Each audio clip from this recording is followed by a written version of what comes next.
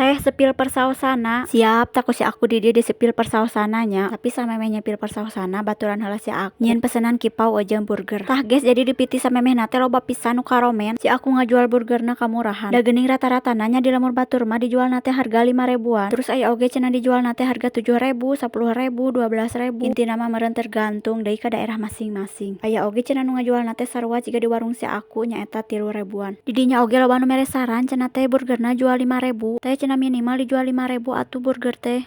Atuh da kumaha nya ari jualan di lembur mah. Kayak dijual 5 ribu mah moal aya nu meuli cigana. Ari nu meuli mah aya meureunnan ngan moal loba. Tah di dieu ku si aku sepil persausananya. Biasa we saos nama saos tomat, saos cabe jeung mayones. Tah saos tomat jeung saos cabe nama si aku make merek ieu nya. Tah terus mayones nama make merek eta. Tapi kadang teu make merek eta oge sih. Jadi kadang make merek naon wae. Tergantung aya stok naon wae anu aya di pasarna. Sok kalian rek menta disepil naon deui yeuh nu aya di warung si aku.